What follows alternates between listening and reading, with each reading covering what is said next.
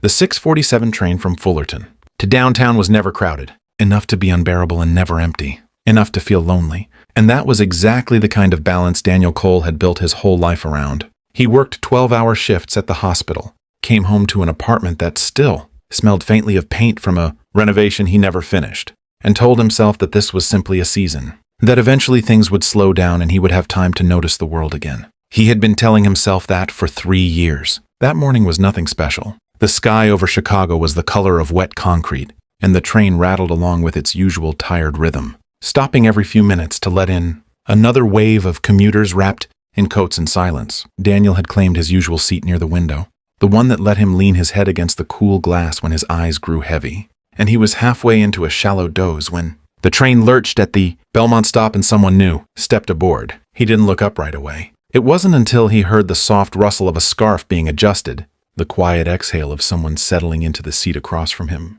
that he lifted his gaze. She was maybe late 20s, wrapped in a long wool coat the color of dark honey, a cream-colored scarf looped twice around her neck, and hair the color of chestnut caught in loose waves that framed a face that seemed, for reasons he couldn't explain, deeply familiar and entirely new at once. She held a paperback book loosely in one hand, though she wasn't reading it. Her eyes were fixed somewhere past the window, past the gray buildings blurring by, somewhere he couldn't follow. Daniel looked away first, the way strangers do, and went back to pretending to rest.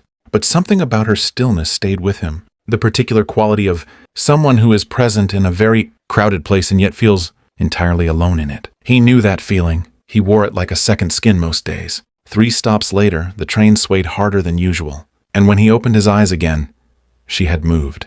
Not far, only to the empty seat beside him, likely displaced by a group of teenagers who had claimed the row across. She murmured an apology he barely caught, something about needing more room, and settled in with her, bag on her lap and her scarf pulled.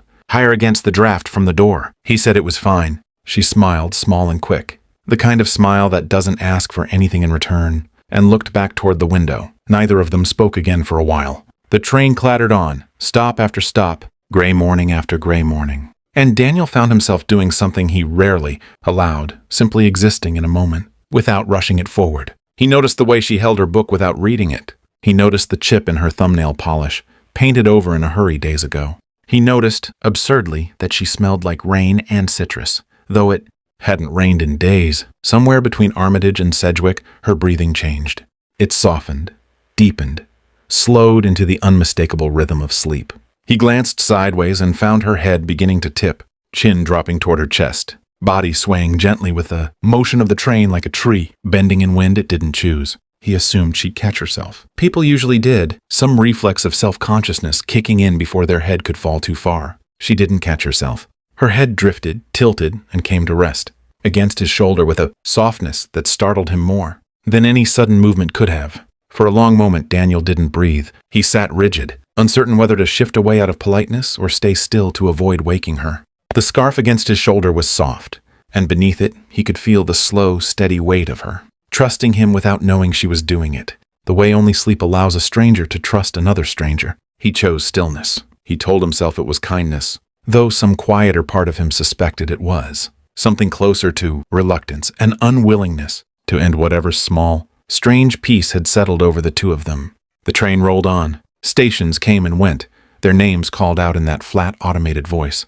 And still she slept, and still he stayed exactly as he was, his arm gone slightly numb, his heart doing something inconvenient and unfamiliar in his chest. He noticed things he had no business noticing, the faint scar above her eyebrow, barely visible unless the light caught it right, the way her fingers, even in sleep, kept a loose grip on the book she never opened, as if it were something to hold on to rather than something to read. The rhythm of her breath, slow and even, brushing warm against his shoulder. Every few seconds, like a tide, he could set his pulse to.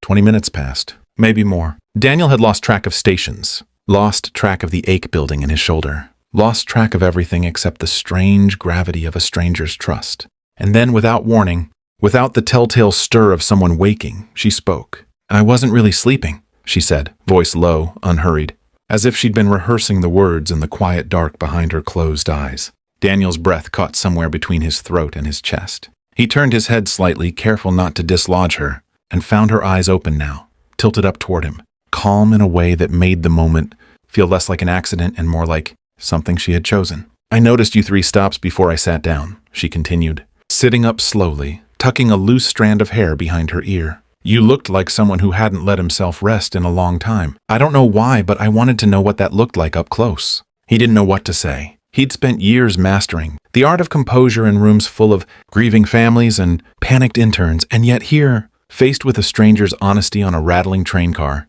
he found himself entirely without words. That's either the strangest thing anyone said to me, he finally managed, or the kindest. Maybe both, she said, and there it was again, that small, quick smile.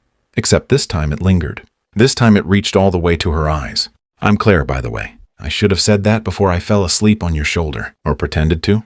Daniel, he offered, and something in the simple exchange of names made the moment feel suddenly, terrifyingly real, as if they'd crossed some invisible threshold from strangers into something else, something without a name yet. They talked until his stop came, and when it did, he found himself staying on 2 extra stations just to keep the conversation going, telling himself he'd walk the rest of the way, telling himself it didn't matter that he'd be late, telling himself 100 small lies to buy a few more minutes with a woman he'd known for less than an hour. She told him about growing up in Ohio, about moving to Chicago for a job in publishing, that she loved most days and questioned the rest. He told her about medicine, about the strange intimacy of being present for people's worst days, about how he'd forgotten, somewhere in the last 3 years, what it felt like to be present for anything good. You still noticed me, she said gently, when he admitted that last part out loud, surprising himself with the honesty of it. That's not nothing. When the train finally reached his stop for the second time, the one he could no longer justify skipping,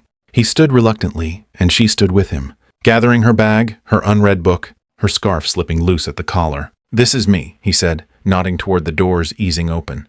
I know, she said. I've seen you get off here before. Different day, same face, same tired eyes. I just never had a reason to say anything until today. The doors opened. The platform beyond was gray and ordinary, filled with the usual rush of morning bodies. And for a moment, Daniel felt the familiar pull of routine trying to reclaim him, trying to fold him back into the life of quiet exhaustion he'd built so carefully. But something in him resisted it, for the first time in longer than he could remember. Can I see you again? He asked, the words coming out plainer and more urgent than he'd intended. Claire reached into her bag and pulled out a pen, and before he could react, she took his hand and wrote a string of numbers across his palm in looping, unhurried script, the ink still damp when she let go. You have 24 hours before this fades, she said, eyes bright with something between amusement and challenge. Try not to wash your hands too enthusiastically. He laughed, a real laugh, the kind that surprised him with how unfamiliar it felt in his own chest, and stepped off the train just as the doors began to close behind him. He stood on the platform for a long moment, watching the train pull away, watching her silhouette recede behind the tinted glass, one hand raised in a small, certain wave. He called that evening, earlier than he probably should have, too eager to pretend otherwise. She answered on the second ring, as if she'd been waiting, as if 24 hours had felt just as long to her as it had to him. They talked for 3 hours that night, about nothing and everything, the kind of conversation that stretches time thin and makes you forget you have somewhere else to be in the morning. 6 months later, on a Tuesday that looked exactly like the one where they'd met, same gray sky, same tired commuters, same rattling train, Daniel stood on the Belmont platform waiting, and when Claire stepped off the train toward him, he didn't hesitate the way he had the first time. He crossed the platform, pulled her into him, and felt, for the first time in years, entirely and unmistakably present. You know, she murmured against his shoulder, echoing the words that had started it all. I wasn't really sure this would work. Falling for someone I fell asleep on. Best decision you never actually made, he said, and she laughed, the sound of it settling into him the way her head once had, warm and unguarded and entirely trusting. They still take that train sometimes, not because they need to anymore, but because certain places deserve to be remembered, exactly as they were the day everything changed. And every time the train sways past Armitage and Sedgwick, Claire tips her head just slightly, toward his shoulder, not from exhaustion this time, but from choice, a small ritual of gratitude for the morning a stranger's trust turned into something neither of them ever expected to find on an ordinary Tuesday train. Because sometimes the people who change your life don't arrive with grand announcements or perfect timing. Sometimes they simply lean their head against your shoulder on a crowded train, trust you without asking, and wait quietly to see if you're the kind of person who stays still for someone else's peace. And if you are, if you choose stillness even when it costs you something, life has a strange way of rewarding that small, unremarkable kindness with everything you didn't know you were missing.